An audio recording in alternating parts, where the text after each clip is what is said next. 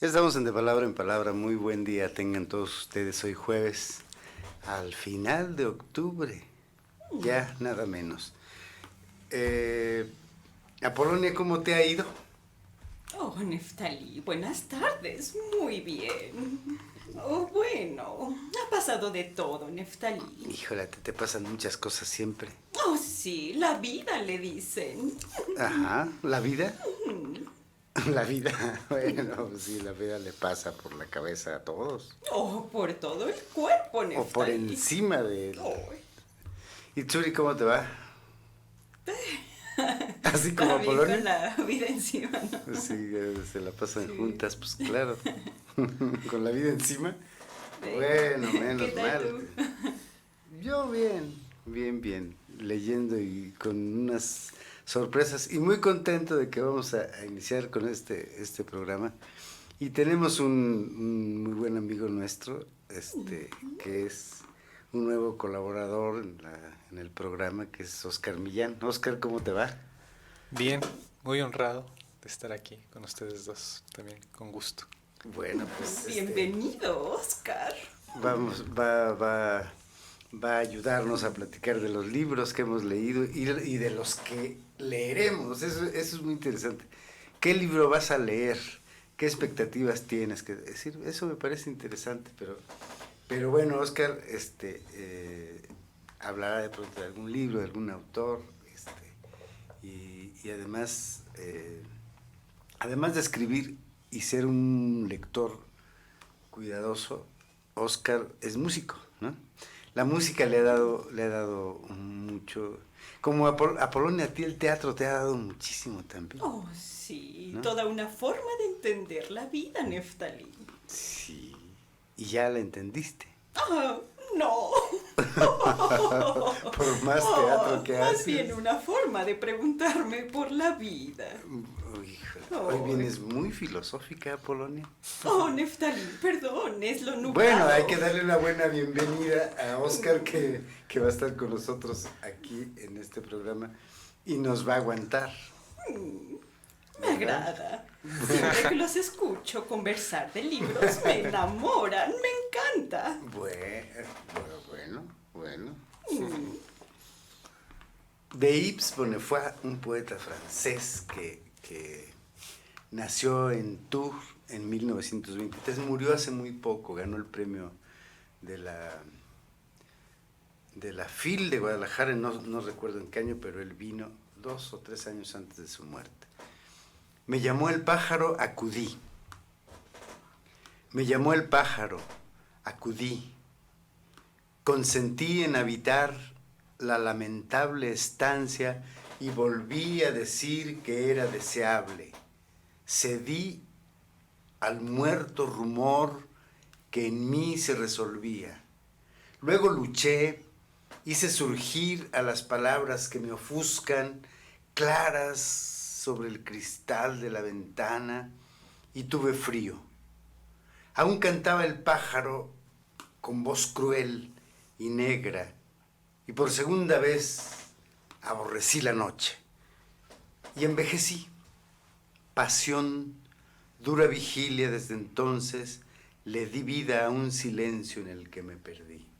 Luego oí el otro canto, el que despierta en el taciturno fondo del canto de un pájaro que calla. Qué poema, ¿no? De Yves Bonnefoy, que es un magnífico poeta, a mí me gusta muchísimo. He leído una buena parte de su poesía y me parece un gran poeta. Oscar, pues qué bueno que estás con nosotros y qué bueno que vamos a tener más autores de qué hablar y más libros de qué hablar. Hay que recordar que este programa es de los libros y sus alrededores, ¿no, Apolonia? Así es. Y los alrededores son muchos. Oh, O van cambiando porque también uno gira, ¿no? todo lo que puede contener un libro, Neftalí. Y puede ser visto desde distintas aristas, además, ¿no? Vamos a una lente paciente, alcanzamos. Lucero, ¿cómo te va? ¿Qué cosa? Oh, Hoy no saludas a Lucero, pero sí le hacemos bromas, a ver. ¿ves? Eso. ¿Ves? Oh. ¿Qué cosa? Lucero sabrá comprender. Hola, Lucero. Que estamos de buen humor. Vamos, si alcanzamos una lente paciente. Bueno, de acuerdo. Vamos a una lente paciente, ¿les parece? Muy bien. Bueno. Lo que los escritores han dicho de la escritura y la lectura.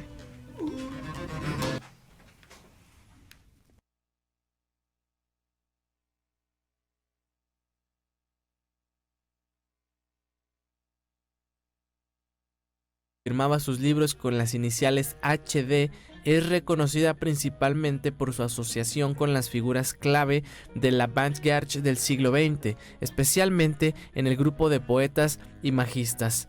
Aunque sus obras posteriores no muestran un claro desvío del modelo imajista hacia una versión definitivamente femenina de poesía y prosa modernista, cuando Hilda Doolittle tenía 15 años, conoció a Ezra Pound, un joven de 16 años de edad en la Universidad de Pensilvania, donde su padre enseñaba. Al año siguiente conoció a William Carlos Williams, que en ese entonces era un estudiante de medicina. Hilda se inscribió en Bryn Mawr, Universidad de Mujeres. Ahí la poeta Marianne Moore era su compañera de clase. Doolittle continuó su amistad con Ezra Pound y William Carlos Williams a pesar de la posición de su padre. Ella se comprometió con Ezra Pound. Más tarde, Hilda abandonó la escuela por razones de salud y los muy malos resultados en matemáticas e inglés. Luego tarde se interesó por el estudio del griego y el latín y asistió al Bryn Mawr College para estudiar la literatura griega. Años después comenzó a escribir para periódicos de Filadelfia y Nueva York y a menudo hacía la presentación de cuentos para niños. Poco se sabe de ella entre 1906 y 1911. En 1908, Ezra Pound se trasladó a Europa. Cuando Hilda vivía en Nueva York, comenzó a escribir sus primeros poemas de verso libre. Tras la Primera Guerra Mundial, se unió la novelista Brailler, Winifred Ellerman, escritora modernista con quien, y al lado del escritor Kenneth Macpherson, fundó la revista de cine Close Up y la compañía Pool Group. Durante la época del nazismo de Breyer, su pareja ayudó a muchas personas de origen judío a escapar de Alemania. Entre otros libros de Hilda Doolittle de poesía se encuentran Jardín de Mar, Heliodora y otros poemas, Ofréceme vivir y Helena en Egipto. Mientras que entre sus trabajos en prosa destacan las novelas Palimpsesto y Edilus, así como Fui a un tormento, una biografía de Ezra Pound. HD fue la primera mujer que ganó The Award of Merit Medal para la poesía en 1960. HD, llamada Hilda Doolittle, falleció el 27 de septiembre de 1961 en Zúrich, Suiza.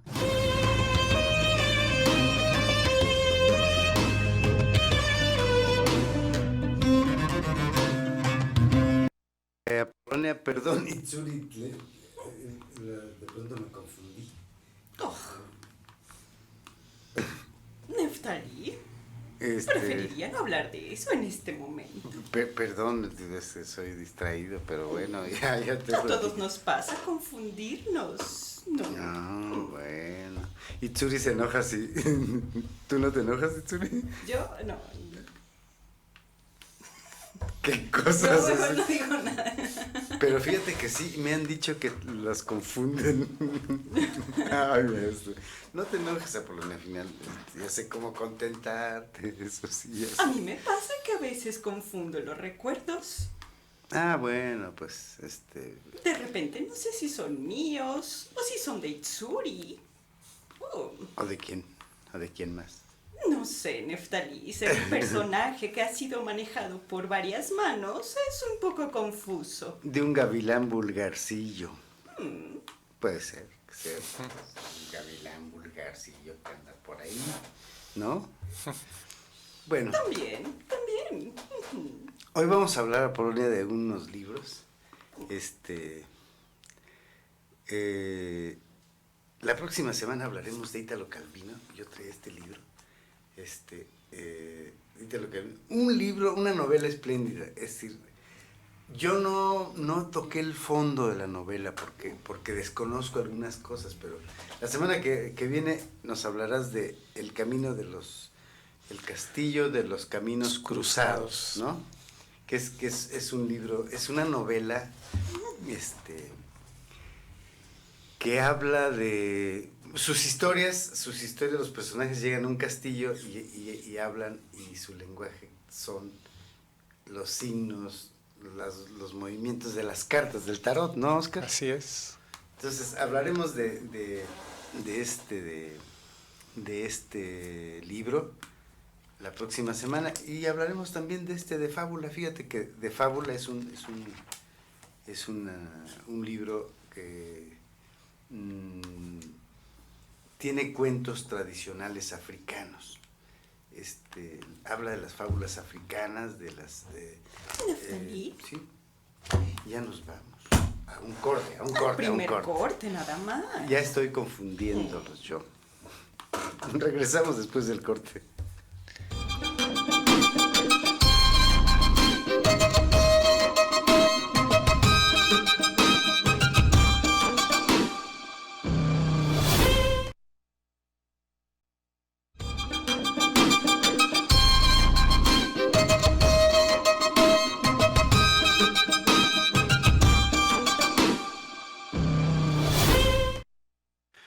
Ya estamos de regreso.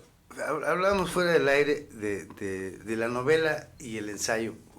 Poníamos como ejemplo ese libro, Oscar, que escribió Claudio Magris del Danubio, que ahí dice, eso se ve en su lectura, una novela que va a caballo sobre el ensayo y la novela. Al final yo quiero quedarme con la idea de que es una novela, pero se ha ensayado mucho esa dificultad, ¿no? Claro, pensé en Vilamatas. Por ejemplo, ¿no? Pero también veo que es una tentación, te decía que es una tentación de mucho escritor, querer cruzar novela y ensayo, y es para muy pocos. Sí. Muchos se quedan a la mitad. Pero es muy atractivo para muchos escritores, ¿no? Por ejemplo, bueno, Vilamatas es la de, ¿cómo se llama? Ahorita pienso en el Bartleby. Bartleby. Exacto. Bartleby y compañía, ¿verdad? Así es. Es una delicia esa novela, pero al final está hablando de escritores reales, ¿no? Eso me parece muy, muy atinado, finalmente, ¿no? Hay uno o dos ficticios, pero no atinas a ver. Uh-huh. Yo nunca he sabido, es decir... Él dice, pero todavía no atino a ver cuál es. Porque ahí aparece todo un batallón. Ajá. Sí, no, Rulfo es un personajazo, ¿no? Ya no escribió porque se murió mi abuelo. Sí, de todos los escritores que dejaron de escribir en un momento importante. Claro. Es como si alguien que tiene alas dejara de volar en un momento donde todavía puede cruzar el mar, ¿no? ¿Y el Danubio de qué va? El Danubio es una exploración inmensa sobre el Danubio, sobre el río, y con una cantidad de información histórica, geográfica, muy, muy, muy interesante. Yo diría finalmente que es como buscar los orígenes del Danubio, que al final es impresionante de dónde emerge un río. ¿Y dónde novela él? Sí. ¿Dónde deja el dato? ¿Dónde deja el...? La narrativa de Claudio Magris es un gran novelista. Sí, creo que la escritura de Magris determina lo novelesco de ese libro. Okay. ¿No? Creo que es la escritura, y claro, también hay personajes quizá ficticios, datos importantes sobre el fluir de un río que cruza gran parte de Europa, ¿no?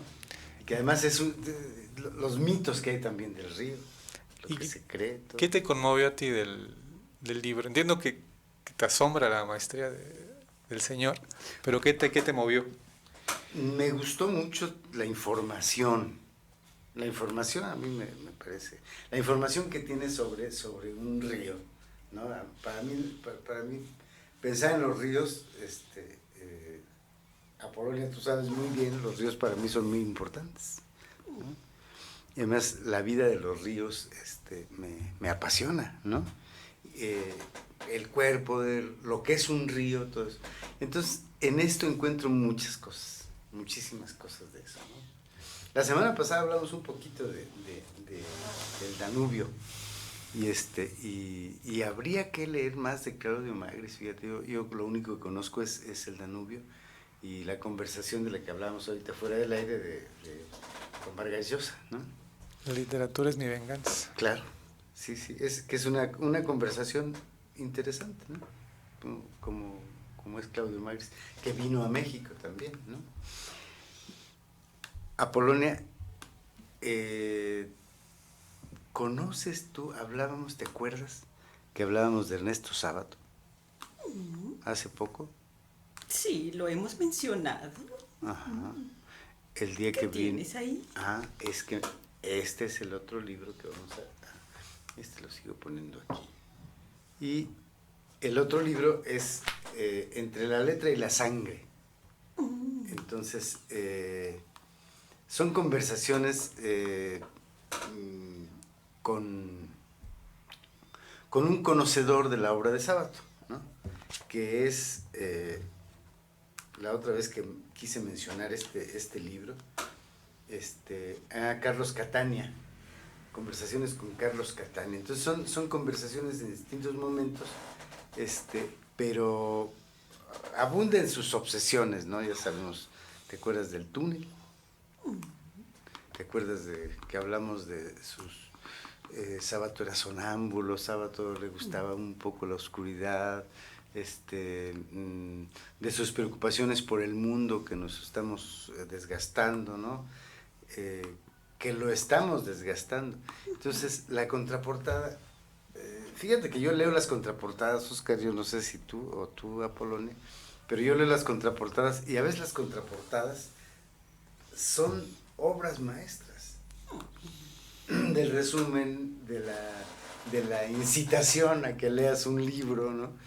Y esta contraportada dice: estas conversaciones sostenidas con un avisado interlocutor y el gran conocedor de su obra y su personalidad, Ernesto Sábato aborda aspectos fundamentales de su biografía y de su producción intelectual.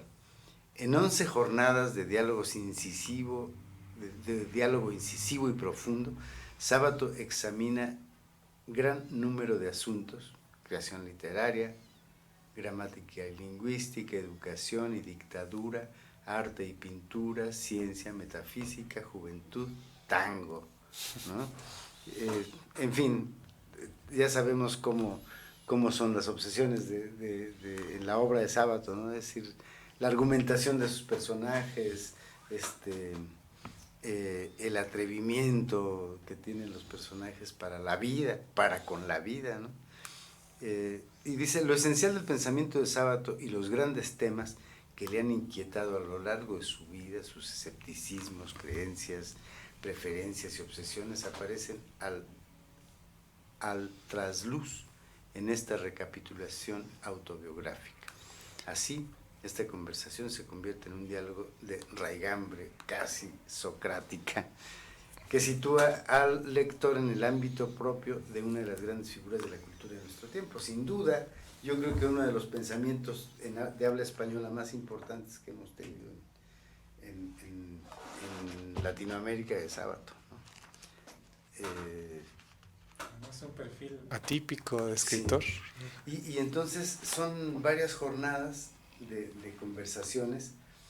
Y lo interesante aquí es que Carlos Catania es un tipo que ha leído todo Sábato y lo conoce perfectamente, ¿no? Entonces yo creo que bien vale la pena buscar este libro, Extensix Balar. Yo no sé si lo hayan vuelto a publicar, pero esta es una edición. Mira, yo hablo de los libros, No lo he visto, ¿eh? No. Pues esta es la segunda edición de agosto del 91. Hace 3, 4 años hicieron un... Seix Barral sacó un sábado, pero hacía una miscelánea de sus textos. De todos los textos. Sí. Sacó un pegoteo ahí de novelas. Uh-huh. Pero esfuerzos de reedición no he mirado. Pues es que habría que, bueno, ya lo volteamos aquí. Que entre la letra y la sangre, que es un título muy de sábado. ¿O qué te parece, Apolonia, el título? Oh, sí, Neftalí, definitivamente. Entre la letra y la sangre. Pues recomendamos que lean ese libro. Digo, búsquenlo donde puedan. Es decir, yo recomiendo libros, pero me dicen, ¿dónde lo encuentro? Bueno, búscalo. Es decir, sí. Creo que es suficiente con la recomendación, ¿no? Pero realmente no sé dónde pueden encontrarlo, pero seguramente encontrarán un ejemplar. Ese libro es muy valioso. Hay una parte donde Catania lo describe sentado en la estación del tren. Ya hablábamos, cuando hablamos de sábado, de eso. Y es una imagen de orfandad tremenda, ¿no? Sábado como un niño solo sentado, ¿no? Pues fue el último de un puñado de niños. Uh-huh. Su mamá daba puro niño, ¿sabías? No. Tuvo puro hermano, no recuerdo. Ajá. Si fue una cosa así como 10. Uh-huh. Y el vientre de la señora pues daba puro machito. Sí. Sábato fue el último. Pero además se le murió su hermano. Es Sí. decir, Sábato fue el suplente como Van Gogh. Murió su hermano que se llamaba Ernesto. Y él nació después y le pusieron Ernesto. Y eso obviamente le afectó muchísimo. Digo, como le afectó a Van Gogh, ¿no? Es decir, Sábato decía algo así como, yo sabía que en mí, mi madre quería al primer Ernesto. Entonces era eso ocurre. Sí. No sé qué dirán los psicólogos o los estudiosos, pero creo que eso ocurre cuando en el caso de que eso pasaba mucho en el siglo XIX y toda la mitad del XX, pasaba mucho que si se les moría un niño le ponían igual al siguiente, uh-huh. ¿no? Entonces eso le pasó a Vincent Van Gogh y a Ernesto Sábato. Y si revisamos sus perfiles depresivos, por supuesto que tiene que ver esa característica. Pues seguimos hablando de un libro más ahorita y regresamos de este corte a Apolonia. Oye, Apolonia, ¿no trajeron café? Ay, Neftalí, y ahorita vamos por uno. ¿Te parece? Uh-huh. ¿Después de esto? Por supuesto. Ok. Y invitaremos a Oscar. Regresamos después de este corte y hablaremos de un libro de Stevenson. ¿Qué les parece? Vamos a un corte.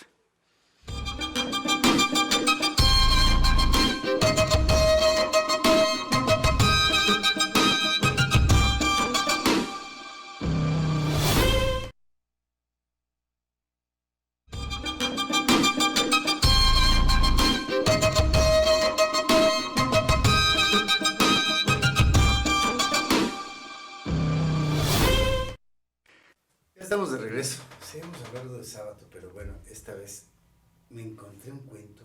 Es un cuento que he leído. He leído 2 traducciones de este cuento. A mí me gusta mucho. Y citaré lo que dice en la contraportada, que escribió nada menos que Alfonso Reyes. Dice, el simbolismo geográfico es una de las mayores fuerzas de la historia. En la literatura ha dado las narraciones de viajes, la Odisea y el libro de Sinbad. Ignoro si habrá ejemplo moderno más seductor que el de Robert Louis Stevenson. Desde la intensa playa de Escocia, llena de terrores bíblicos, como aquellos marineros ebrios que nos describe, Stevenson padecía verdaderas pesadillas geográficas, ¿no? Eso es lo que escribe Alfonso Reyes. de este cuento que es una joya y que también ocurre en España. Eso es muy interesante. Desconozco si Stevenson, bueno, ¿qué importa, no? Pero ocurre en España y es una historia muy, muy biográfica de Stevenson. Discretamente es una cosa biográfica. Hay que recordar que la esposa de Stevenson se volvió loca. O tenía problemas mentales tremendos. Y la hermana de su esposa se hizo muy amiga, estuvo muy atenta a esas, ¿no? Acuérdense que Stevenson tenía tuberculosis, era tuberculoso. Entonces, la enfermedad para Stevenson.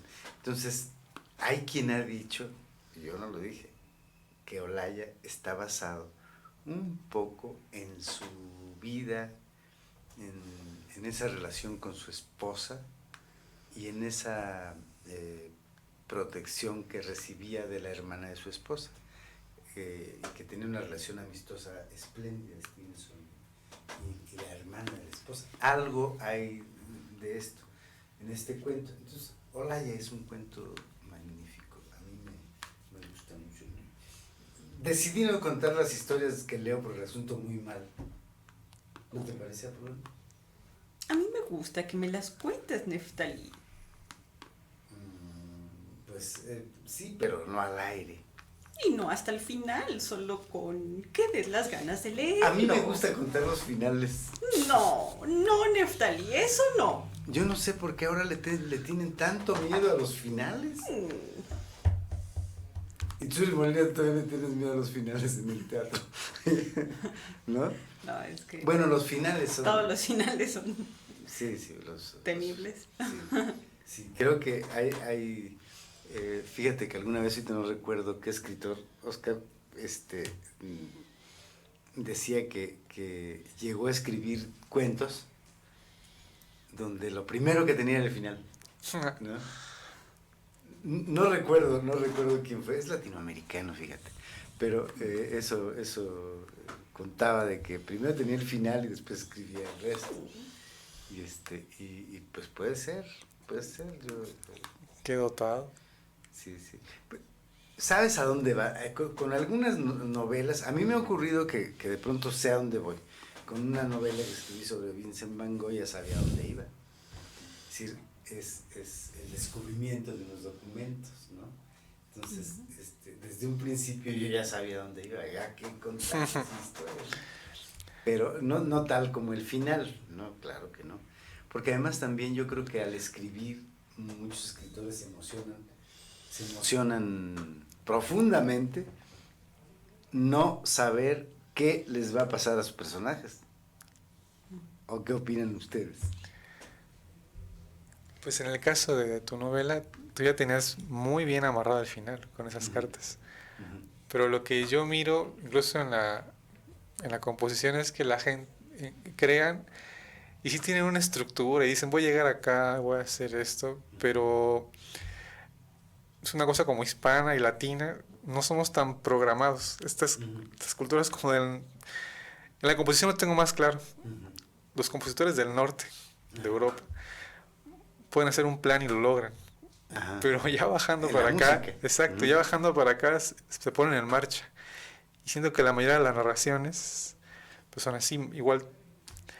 Para mí lo difícil es tener como dije que he dotado porque tener el final y llevar la historia hasta ahí sin titubeo. No es cosa fácil. Pero bueno, te digo, tú tenías ya muy amarrado al final. No lo tenías en la cabeza, ya lo tenías escrito. En el Teatro Apolonia, ¿cómo ves los finales tú? Oh, Neftalí, es que ha pasado que se sabe la estructura general, pero no los detalles de cómo va a suceder. Quiero decir, parecería el destino, Neftalí. El que dicen que ya está escrito. O la dramaturgia. como esto que ya está escrito, pero cómo sucederá es lo que no se sabe.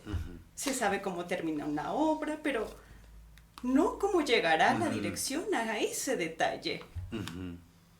Ahora, yo creo que realmente el lector de una novela o de un cuento, en la poesía quizás es diferente, pero en el teatro el espectador espera, está ahí porque quiere saber qué le va a pasar a los personajes, es decir, qué va a ocurrir en la historia. Y entonces esperan un final que los deje quizás satisfechos, ¿no? O no sé, en el teatro se escribe para los espectadores también, se dirige para los espectadores, se actúa para los espectadores. El tiempo va acordado para un corto tiempo, lo cual implica que tiene que tener algún tipo de final o de cierre, por lo menos. El final, ya que lean Olaya, ¿dónde está Olaya? Ya que lean Olaya de Stevenson, es importante ver el final. El tipo de final que tiene es muy, muy, muy interesante. Entonces, bueno, debo ponerlo aquí. No, ya lo vimos aquí. Ese libro chiquito que traes ahí, de la UNAM. Este libro es de William Hazlitt, que por cierto, acabo de leer, ¿vamos a un corte? No.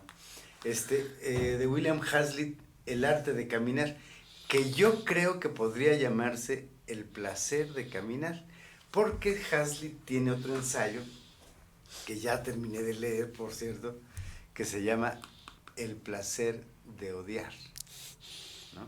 Entonces, tiene hasta la misma conclusión del título. Y es un libro muy bonito. Aquí hay un libro, hay un pequeño ensayo de Hazlitt y otro de Stevenson. El de Stevenson es también sobre caminar, pero ahorita no recuerdo, dar un paseo, ¿no? La traducción es de Hernán Bravo, no es cierto, la presentación es de Hernán Lara Zavala, y la traducción, bueno, no sé, pero es un bonito libro. Habla del gusto de caminar, ¿no?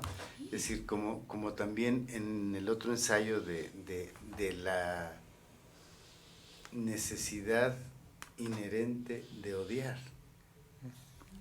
Es como la capacidad que tenemos para amar igual, y se ejerce, que la disimulemos, que la ocultemos, que la guardemos, que la tenemos ahí, no quiere decir que no exista, es como natural el odio, ¿no? Es muy interesante, un libro de ensayistas ingleses, ahí viene una buena traducción, además me pareció, y este es El arte de caminar. Pero bueno, hablamos de Stevenson, aquí hay de hablaré un poquito porque voy a la mitad, apenas en 94 me invitaron a un encuentro de escritores a Monterrey, que se empezó a hacer y que se sigue haciendo cada 2 años. Invitan escritores de muchas partes. Y vino Marie Redonet, una escritora francesa, que leyó unos fragmentos de su texto y me gustó mucho. Y entonces, en el mismo encuentro, pues vendían libros y compré este, ya no busqué que me lo dedicara porque ya se había ido, se regresó muy pronto.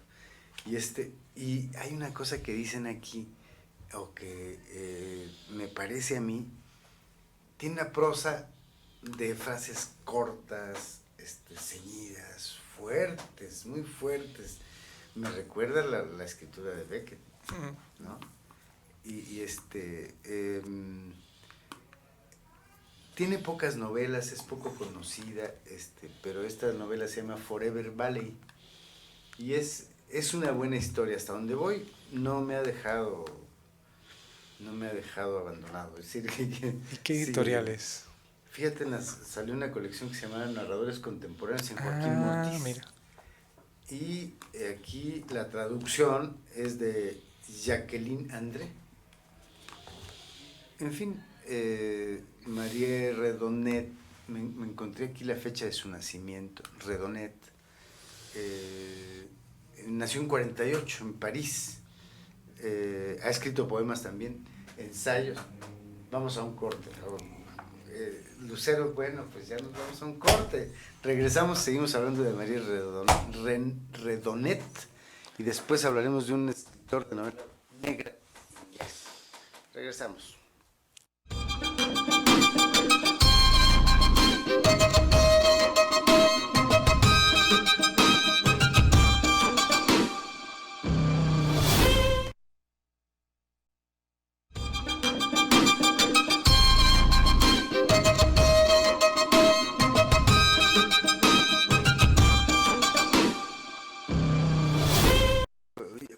Vamos a ir ¿alcanzaremos a ir a un sketch o seguimos hablando? Nos queda este libro. Bueno, hablábamos de Marie Redonet, que dice, aquí explica un poco ese atractivo que tiene esta novelista, que además escribe teatro, escribe poemas, escribe teatro.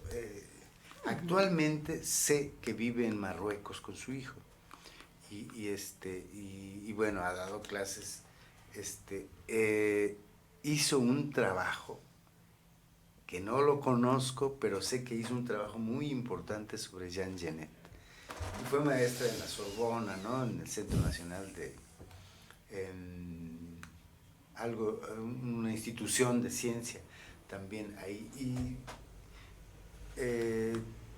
creo que no tiene mucha obra, 3, 4 novelas, un libro de cuentos cortos, 4 obras de teatro y poemas por ahí sueltos.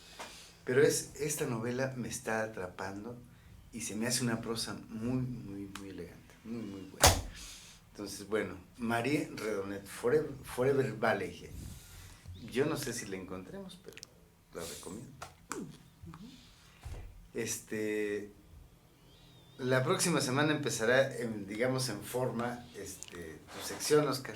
Así es. Vamos a hablar y a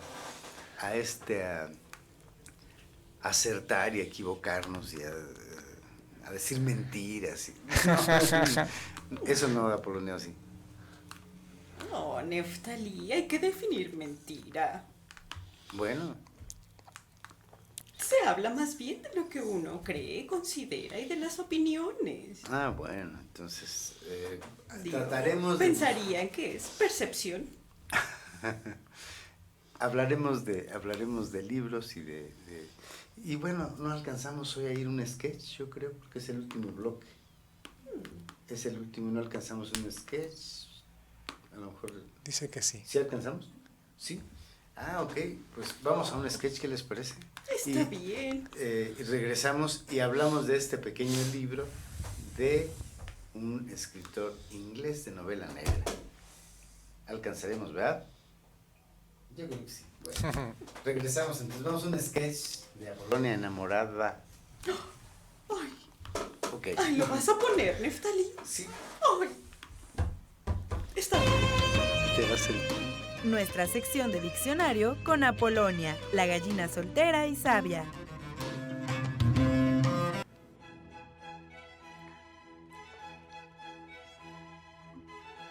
Apolonia, ¿qué es lo que veo?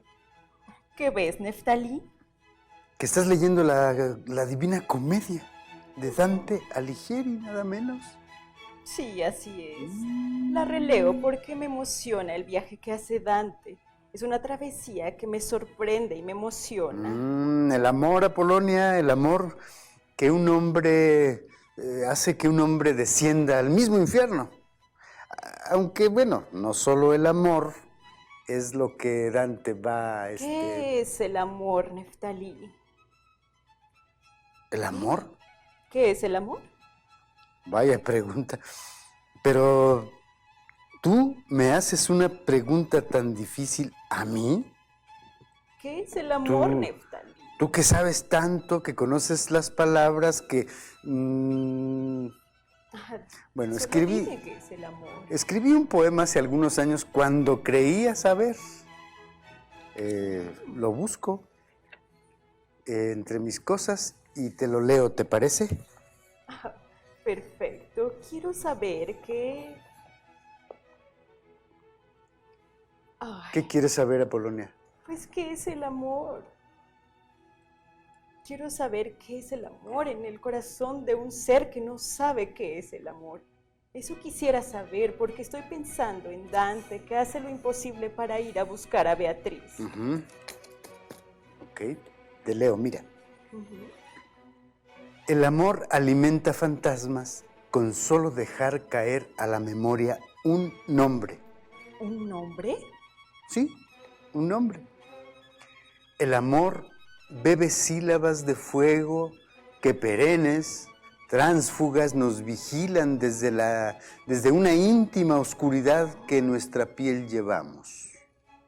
¿Una íntima oscuridad? ¿Mm? De acuerdo. El amor bebe sangre de aquello que pasó como tormenta sobre nuestros cuerpos.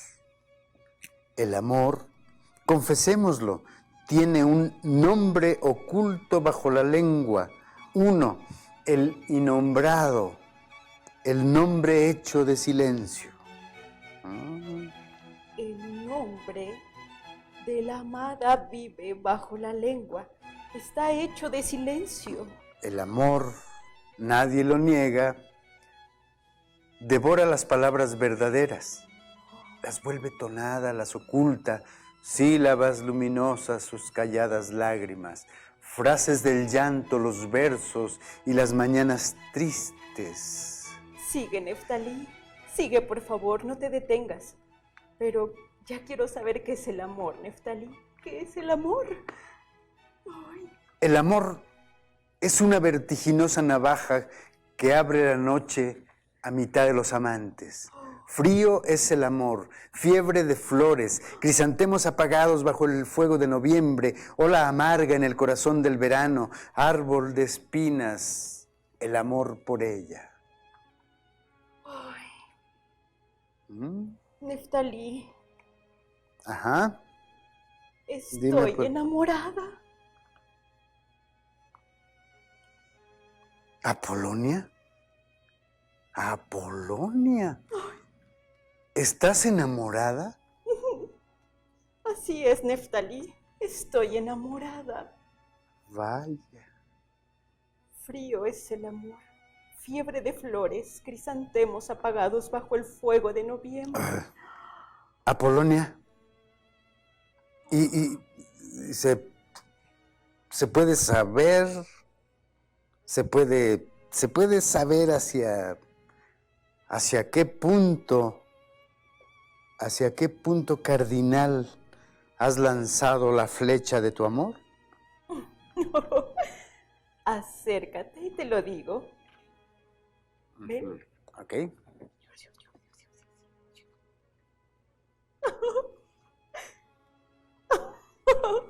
Apolonia. Ay, No. tú me preguntaste. No puedo con esto. No. Tú me preguntaste. No.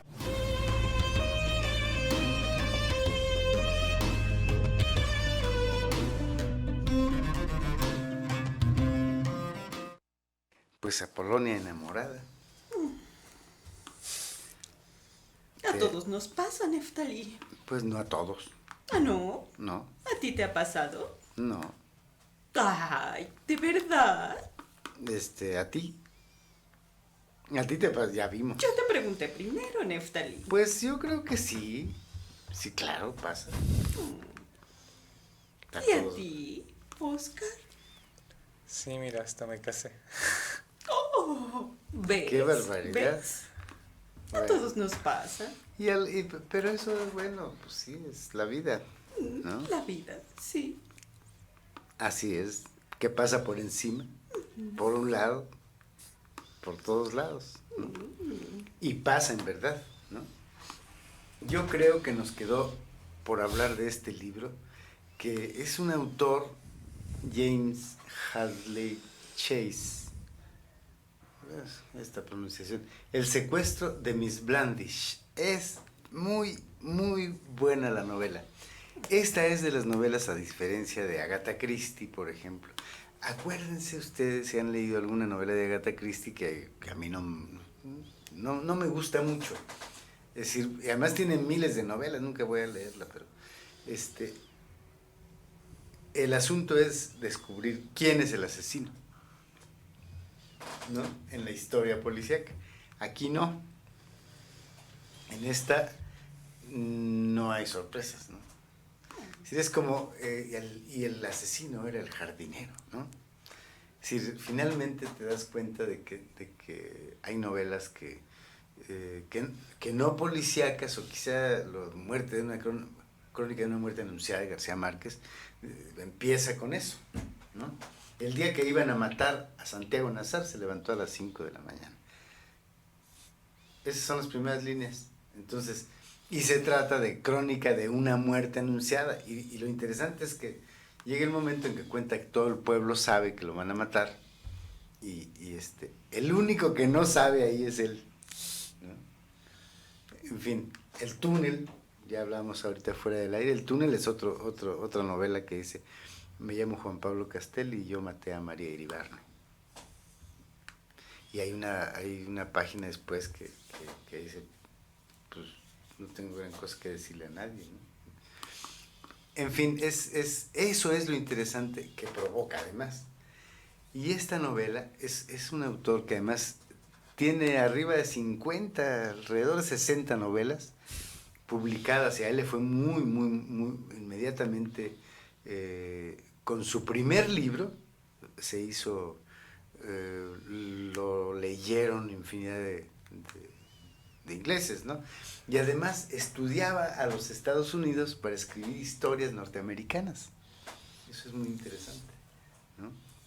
El secuestro de Miss Blendish es ya un clásico de la novela negra, yo creo. Él fue, más o menos, fue amigo de Graham Greene, James Handley Chase. Entonces vale la pena buscar sus novelas para leerlo. Creo que ya nos vamos a ir a Polonia. Pues ya nos vamos a ir. Leamos un poema. ¿Qué les parece? Muy bien. Me gustaría despedirme con algo así. Pues nos vemos la próxima semana, entonces, a Polonia. Hablaremos de Ítalo Calvino, ¿qué les parece? Muy bien. Volveremos a hablar de Ítalo Calvino, que yo toda la vida he hablado de Ítalo Calvino. Y hay una anécdota muy bonita que la cuento, que Borges, cuando estaba con Ítalo Calvino, dice: maestro, como era ciego, dice: maestro, ¿es Ítalo Calvino? Dice: claro, lo reconocí por su silencio. Era muy callado Ítalo Calvino. Pues muchas gracias, Óscar, y bienvenido a De Palabra en Palabra. Ya platicaremos aquí. Nos hablarás de algún libro, incluso podría ser que de pronto hablaras de un compositor, ¿no? Oh, bien, sí. Yo creo que valdría la pena. Muy bien, pues muchas gracias. Gracias, Lucero, que nos aguantaste tú aquí. Gracias. Gracias, Polonia, enamorada. A ti, Neftalí. Itsuri Molina, muchas gracias. Gracias a ti. Óscar, bienvenido. Que el pájaro se rompa. Que el pájaro se rompa, decías, que se haga arena, que sea en su alto cielo del alba nuestra orilla. Pero él caía ya, náufrago de la bóveda melodiosa, y llorando al barro de los muertos. Recuerden, amigos, que hay pájaros que se rompen en el aire. Aún así, vuelan. Yo soy Neftalí Coria. Hasta la próxima.